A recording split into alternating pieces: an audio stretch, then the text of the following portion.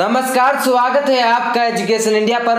अभी हम बात करने वाले हैं एक बहुत बुरी खबर के बारे में। ये खबर आ रही है बिहार से।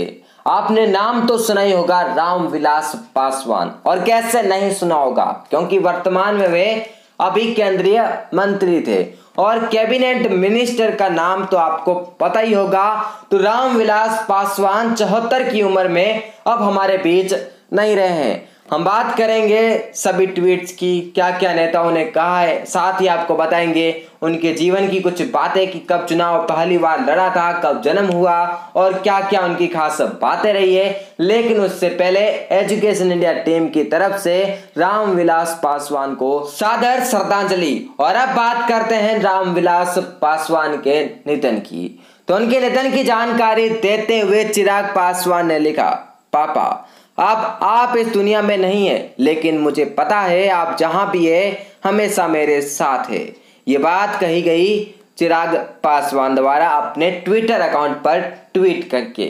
आपको बताते हैं अब चिराग पासवान के निधन का कारण कि आखिर उनका निधन कैसे हुआ है। तो 74 साल की उम्र में उनका निधन हुआ। सबसे पहली बात तो आपको बता रहे, कुछ दिनों से लगातार बीमार चल रहे थे और अभी दिल्ली के एक हॉस्पिटल में भर्ती थे। तो रामविलास पासवान लगातार 1 महीने से हॉस्पिटल में भर्ती थे। एम्स में 2 अक्टूबर की रात को उनकी हार्ट सर्जरी की गई थी। ये रामविलास पासवान की दूसरी हार्ट सर्जरी थी। इससे पहले भी उनकी एक बाईपास सर्जरी हो चुकी है।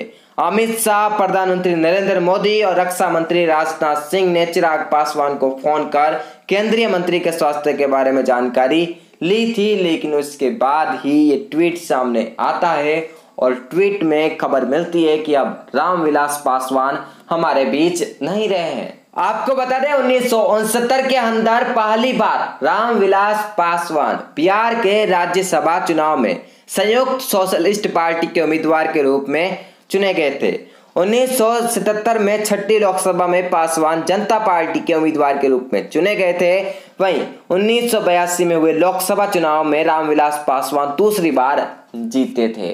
ये उनके जीवन की कुछ बातें थी। फिलहाल वे केंद्रीय मंत्री थे। किस में मंत्री थे, किस विभाग में मंत्री थे, यह भी आपको बता देते हैं। तो अभी Ramvilas Paswan union minister of consumer affairs, food and public distribution थे, यानी कि consumer affairs, food and public distribution के कैबिनेट मंत्री थे। ये गवर्नमेंट ऑफ इंडिया की बात की जा रही है। इसके अलावा फाउंडर ऑफ लोक जनशक्ति पार्टी एलजेपी के फाउंडर भी यही है। तो इस प्रकार से कुछ बातें थी उनके जीवन की और आगे भी आपको अन्य खबरें भी मिलती रहेगी, इसलिए चैनल को सब्सक्राइब कर दे और बेल आइकन को भी दबा दे। इस न्यूज का लिंक आपको कमेंट बॉक्स में मिल जाएगा। उनके जीवन की कुछ बातें भी आपको कमेंट बॉक्स में ही बता दी जाएगी। फिर मिलते हैं आपके साथ बड़ी खबर के साथ और अन्य खबर के साथ। तब तक के लिए धन्यवाद।